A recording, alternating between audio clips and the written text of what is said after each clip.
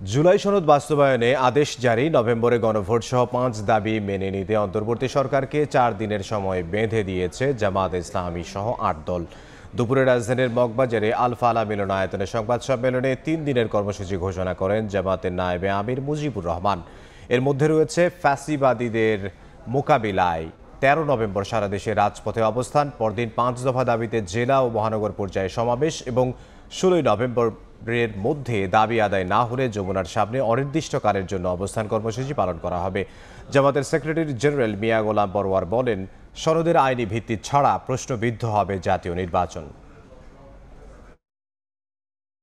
জাতীয় নির্বাচনের আগে জুলাই সনদকে আইনি ভিত্তি দিতে হবে এবং জাতীয় নির্বাচনের আগেই গণভোটের তারিখ ঘোষণা করতে হবে, এটি আমাদের মূল দাবি ছিল। 16 নভেম্বর রবিবার আন্দোলনরত 8 দলের শীর্ষ নেতাদের বৈঠক সকাল 11টায় অনুষ্ঠিত হবে।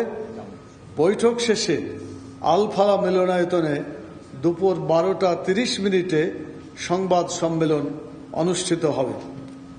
এর পূর্বে জনগণের 5 দফা দাবি মেনে নেওয়া না হলে উক্ত সংবাদ সম্মেলন থেকে প্রধান উপদেষ্টার কার্যালয় যমুনার সামনে অনির্দিষ্টকালের জন্য অবস্থানের কর্মসূচি ঘোষণা করা হবে।